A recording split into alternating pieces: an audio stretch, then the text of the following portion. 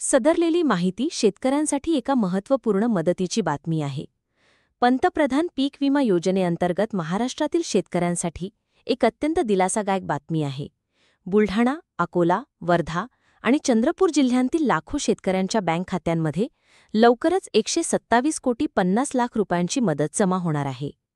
खरीप 2024-25 हंगामात झालेल्या नुकसानीची भरपाई म्हणून हा निधी मंजूर करण्यात आला असून याचा फायदा सुमारे 89,629 शेतकऱ्यांना होणार आहे.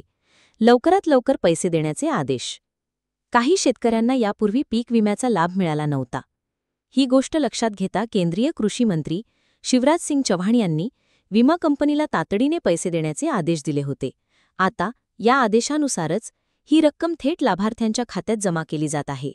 या जिल्ह्यातील एकूण 4,76,392 शेतकऱ्यांसाठी 628 कोटी 80 लाख रुपयांची भरपाई मंजूर झाली आहे. यापैकी 330 कोटी 54 लाख रुपये याआधीच 2,28,636 शेतकऱ्यांना मिळाले आहेत. आता सप्टेंबर 2025च्या पहिल्या आठवड्यात उर्वरित 127 कोटी 50 लाख रुपयांची रक्कम 89,629 शेतकऱ्यांना मिळणार आहे. खासदार प्रतापराव जाधव यांनी सांगितले की काही प्रकरणे अजून प्रलंबित आहेत.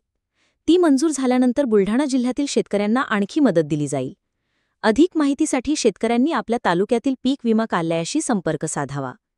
या निर्णयामुळे हजारो शेतकऱ्यांना मोठा दिलासा मिळणार आहे आणि त्यांना नवीन हंगामाची तयारी करण्यासाठी आर्थिक मदत मिळेल.